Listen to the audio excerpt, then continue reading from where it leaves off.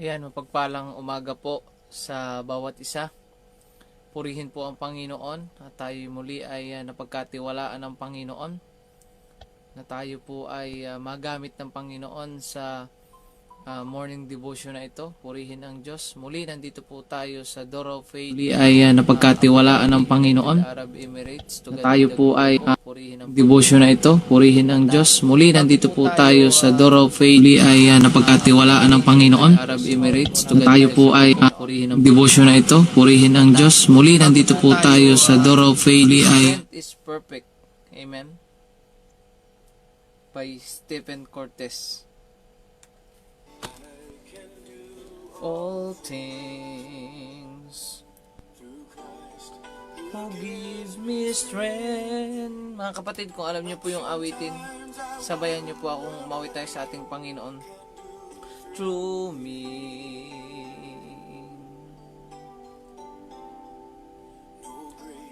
Success to show, no glory on my own. Weakness He is there. Thank you, Jesus. No, strength is perfect when my strength is gone. He carry us when we curse, carry on in His power, become strong. Thank you, Jesus. Hallelujah. Salamat po sa panibagong lakas, Panginoon, na pinagkakaloob niyo po sa amin, na isang perpektong lakas ang pinagkakaloob niyo po sa amin, Panginoon. Thank you, Jesus. Praise you, Jesus. Hallelujah. Salamat sa umagang ito, Panginoon. We glorify your name, Father God. Hallelujah. Minsan pa, awitan namin kayo, Panginoon. Thank you, Jesus. The power that He holds, when we truly see how deep weakness goes. Thank you, Jesus. In us begins, art comes to an end. Our humble cry again. His strength is perfect. Oh, thank you, Jesus. Totoo nga, Panginoon, na kayo lang ang pwedeng magbigay sa amin ng perpektong lakas sa panahon na kami nanghihina, sa panahon na hindi na namin kayang magpatuloy, sa panahon na, O Diyos, na kami bumabagsak. Naroon ang inyong kamay para kami palakasin. Naroon kayo para kami palakasin, patatagin, Panginoon. Thank you, Holy Spirit. Oh, we glorify your name, Lord Jesus. Hallelujah, hallelujah. Praise you, Jesus. Perfect.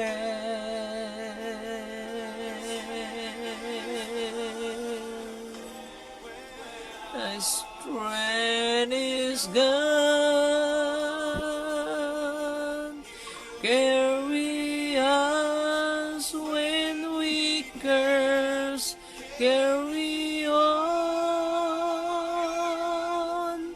This is power.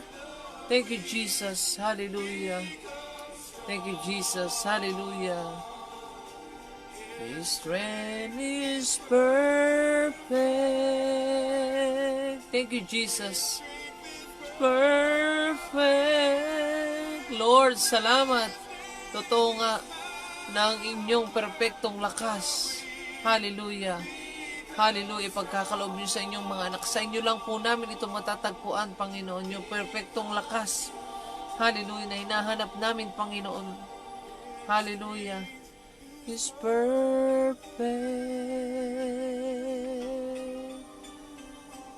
His strength is perfect. Hallelujah, Jesus. Hallelujah, Jesus. Hallelujah. We glorify your name, Lord Jesus. Hallelujah. Tunay nga, Panginoon, Sa inyo lang namin masusumpungan ang perpektong lakas, Panginoon. Sa inyo lang namin matatagpuan, Panginoon, ang tunay na lakas upang kami makapagpatuloy, upang kami makahakbang, upang kami, O Diyos, ay makapagpatuloy sa paglilingkod sa inyo. Hallelujah. Dahil dumarating ang mga panahon, maraming pagkakataon na dumarating na kami ay nangihina. Pero maraming salamat, Panginoong Jesus, in your presence, Panginoon, in your presence. Hallelujah. Nandoon ang perpektong lakas kapag kami tumatakbo sa inyong presensya.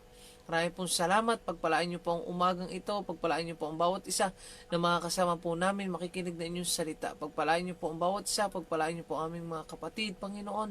Nasaan man silang dako ng mundo, Panginoon, ay patuloy niyo pong pagpalain at samahan ng bawat isa, Panginoon. Maraming pong salamat. Purihin kayo.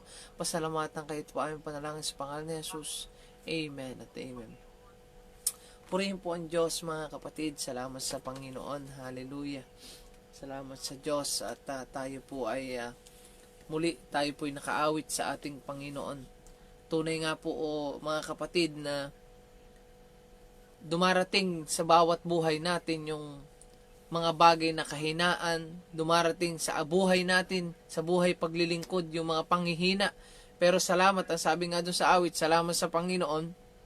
Ang sabi po doon sa awit ay, His strength is perfect when our strength is gone.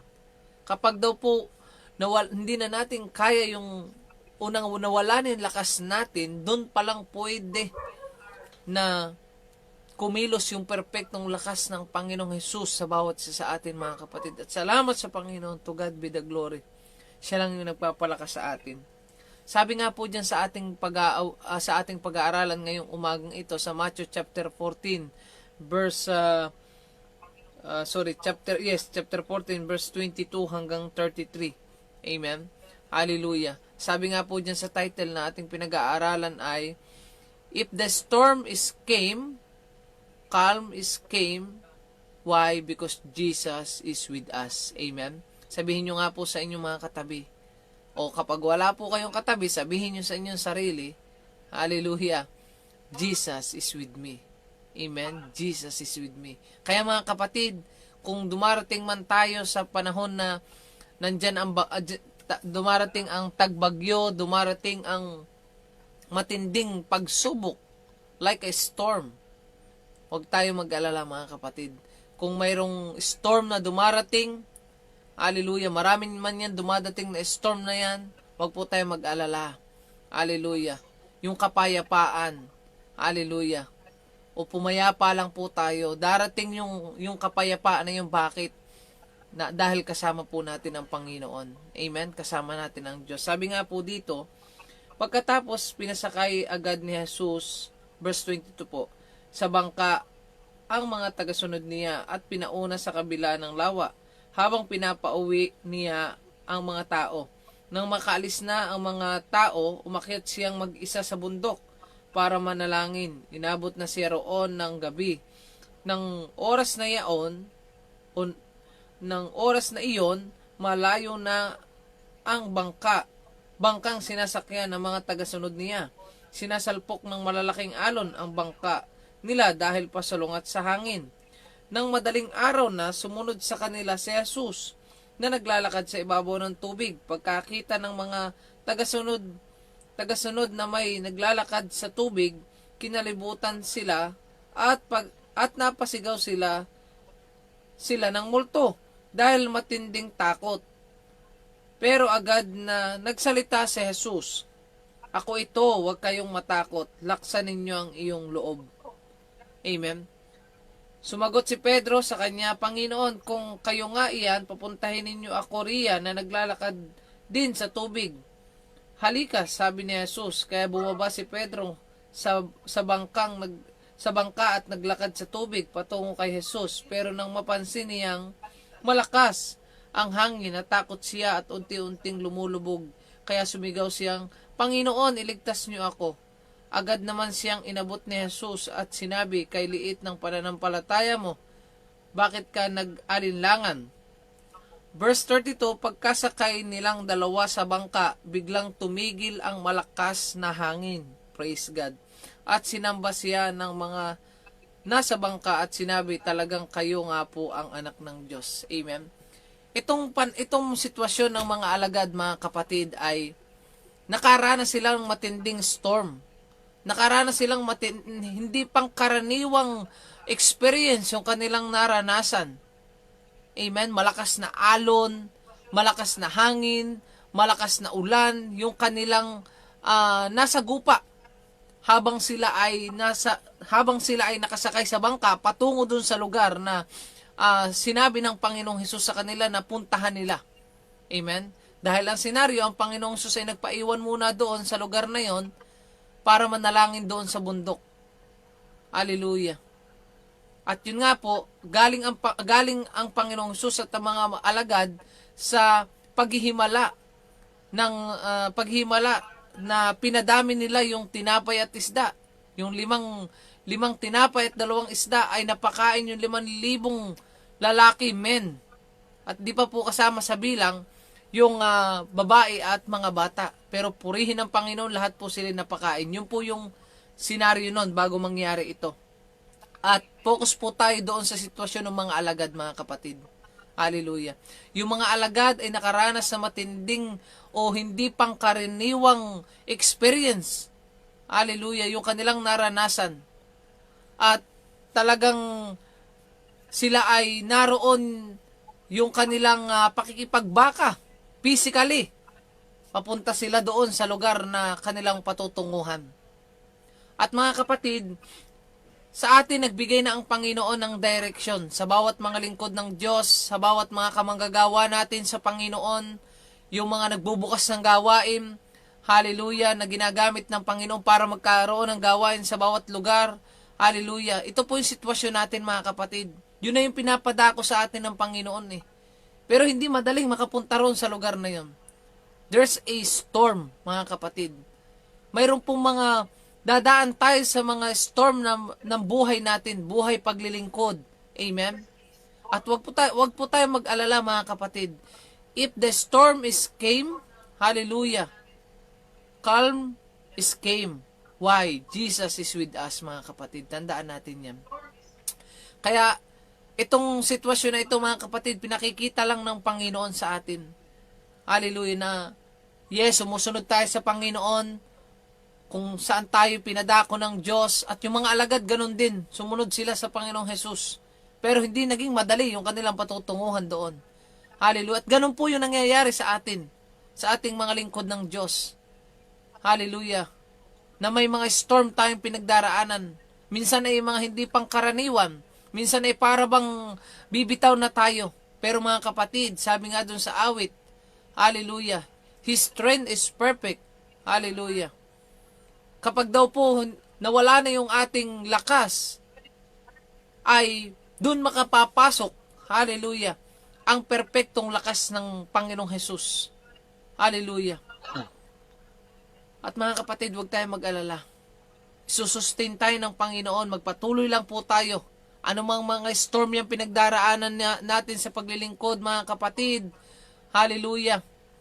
Sa tingin natin ay parang hindi na natin kaya, makakayanan natin yan. Bakit? Dahil kasama natin ang Panginoong Hesus. Amen po ba? Kasama natin ang Panginoon, mga kapatid. At ano nga po nangyari? Dahil matindi nga po yung pinagdaanan ng mga alagad, nung ang Panginoong Hesus ay sumunod na sa kanila nung madaling araw, hallelujah, hindi agad nila na-recognize na si Jesus yon, ang Panginoong Hesus. At nung makakita sila na may naglalakad sa ibabaw ng tubig, ay instead na sila ay ma-recognize nila si Jesus, hindi po nila na-recognize. Why? Dahil sa matindi nilang pagod, dahil sa matindi nilang pakikipaglaban physically doon sa lakas ng alon, lakas ng hangin, ulan, patungo sila doon. Hallelujah. Sa lugar na pinapupuntahan ng ating Panginoong Hesus.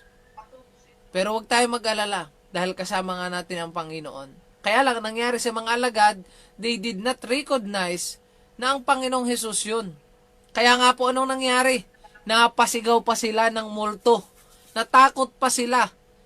Na mayroong nagulat sila na may naglalakad sa ibabaw ng tubig. sa kabila ng kanilang sitwasyon na yun, nakakita sila nang may naglalakad sa ibabaw ng tubig, kaya hindi pangkaraniwan. Kaya napasigaw sila ng multo. Pero anong sabi ng Panginoong Hesus? Nagsalita agad ng Panginoong Hesus. Anong sabi? Ako ito. Anong sabi ng Panginoon? Ako ito. Hallelujah. Laksan ninyo ang inyong loob. Sabi ng Panginoong Hesus. Ako ito, huwag kayong matakot. Laksan ninyo ang inyong loob. Mga lingkod ng Panginoon, mga kapwa ko, mga lingkod ng ating Panginoon, hallelujah, sa mga anak ng Diyos, hallelujah. Laksan natin ang ating loob. Always, storm is there, mga kapatid. Hindi po nawawalan ng storm ang mga anak ng Diyos. The storm is always there, pero wag tayo mag-alala. If there's a storm in our life, calm is came. Hallelujah. Why? Because Jesus is with us, mga kapatid. Amen? Hebrews chapter 13, verse 5. I never leave you, nor forsake you, ang sabi ng Panginoon. Hindi tayo iiwanan, ipababayaan man ng ating Panginoong Jesus. Hallelujah. At para tayo ay makapagtagumpay sa storm ng buhay natin, mga kapatid, huwag nating kalimutan yung paalala ng Panginoon sa atin sa Hebrews chapter 12, verse 2. Look unto Jesus. Why? It because He is the author of the finisher of our faith, mga kapatid. Hallelujah. Always look unto Jesus. Hindi mo kaya? Yes, hindi natin kaya. Hindi natin kaya kung sa sarili natin, mga kapatid. Pero kaya natin dahil kasama natin ang Panginoong Hesus. Hallelujah. Hindi sa ating lakas, kundi sa ating Panginoon. Kaya ano nangyari? Hallelujah. Mayroong lingkod ng Diyos na agresibo. Ang sabi ni Pedro ay ganito. Sabi ni Pedro, Panginoon, kung kayo nga iyan, papuntahin ninyo ako riyan na naglalakad sa tubig. Sabi ni Pedro, sabi naman ng Panginoon, halika. Kaya lumakad si Pedro. Doon physically, literally, nakalakad si Pedro doon sa ibabaw ng tubig. Pero hindi dahil sa gusto lang ni Pedro, kaya nakalakad siya doon sa ibabaw ng tubig. Kundi dahil sinabi ng Panginoong Hesus, kung kaya nakalakad siya doon sa ibabaw ng tubig. Amen po ba, mga kapatid? Sa buhay natin, kapag inalaw ng Panginoon, mangyayari po lahat ng bagay. Amen? Hallelujah. For His glory. Purihin ang Panginoon. At anong nangyari? Nung naglalakad na si Pedro, inalaw ng Panginoong Hesus na makalakad siya sa ibabaw ng tubig, ay hindi din naging madali kay Pedro. Bakit? Kasi napansin niya, yung lakas ng alon lakas ng hangin ang napansin niya. Tapos unti-unti na siyang lumulubog. Minsan ganun po tayo mga lingkod ng Diyos, mga anak ng Panginoon. Minsan din natin namamalayan na tayo ay unti-unti nang lumulubog. Amen? Napapansin na natin na tayo ay nangihina. Lumulubog tayo doon sa mga panghihina natin. Lumulubog tayo doon sa sitwasyon ng buhay natin. Hallelujah. Kaya mga kapatid, kung dumarating tayo sa ganong sitwasyon, sabihin lang natin, Panginoong Hesus, help me. Nandun agad ang kamay ng Panginoong Hesus. Kaya nga po inangat agad si Pedro Nung magkasama na sila ng Panginoong Hesus na naglalakad sa ibabaw ng tubig patungo dun sa bangka, ano pong nangyari itong matindi? Pagsampa ng Panginoong Hesus at ni Pedro doon sa bangka, ano nangyari? Calm is there. Why? Because Jesus is there. Amen po ba, mga kapatid? If Jesus is with us, always calm of our life is there, mga kapatid. Bagamat mahirap, bagamat maraming storm na pagdadaanan tayo, mga kapatid, huwag tayong matakot, huwag tayong mangamba. Sabi nga ng Panginoong Sus, huwag kayong matakot. Amen, huwag tayong matakot. Why? Because Jesus is with us. At kapag nasa atin ang Panginoong Jesus, mayroon pong kapayapaan. Amen? Tumigil. Nung sumakay sina Pedro at ang Panginoong Jesus at si Pedro doon sa bangka, ano nangyari? Pumayapa yung kapaligiran. Pumayapa. Hallelujah. Kaya nga nakita ng mga tao, ito talaga ang Diyos. Ito talaga ang anak ng Diyos. Ito talaga ang tagapagligtas. Hallelujah. Purihin ang Panginoon, mga kapatid.